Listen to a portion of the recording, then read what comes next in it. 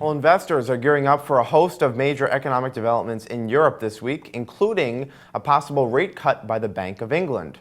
For more, let's get straight to London now. That's where Antonia Aprita joins me. She's a senior editor and columnist with Real Money. So, Antonia, it's good to see you. Let's start off with the Eurogroup meeting on Monday. Of course, Brexit is expected to be top of mind. Yes, indeed. The finance ministers in the Eurozone countries are meeting on Monday. They are likely to discuss the effects of the vote to leave the European Union by the UK on the rest of the European Union, but mostly on the euro area. The effects so far are not known. They keep unfolding, so we will see what these ministers come up with. On Tuesday, there will be another meeting, a bigger one, the ECOFIN, which is the meeting of finance ministers in the whole of the EU. So there will be a tense couple of days to begin the week. Yeah, of course, a lot to sort out with Brexit. All right, shifting gears and moving to Tuesday, retailer Marks & Spencer holds its annual meeting. It'll be interesting to see, of course, if there's any commentary on their end about what Brexit means for consumer spending. Yes, indeed. Marks & Spencer already reported very bad clothing sales. In the 13 weeks to July the 2nd, clothing sales fell by 8.9%.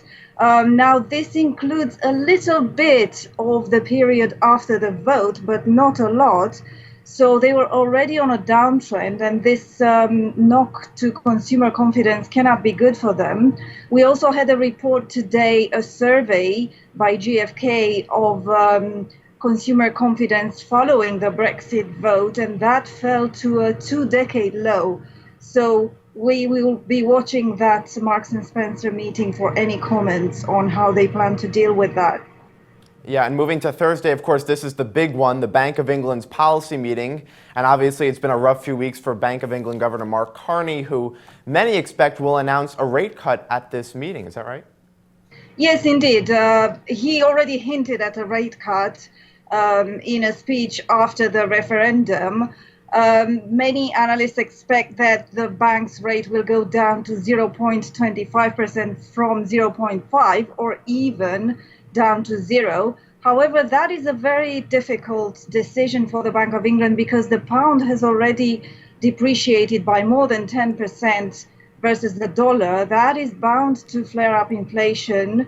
It's low right now, but if you add in the rising oil prices, that's not a pretty picture. So we'll have to see how the Bank of England deals with this one. Well, it's true, and central banks across the globe are really running out of tools to deal with the global economic headwinds we're seeing.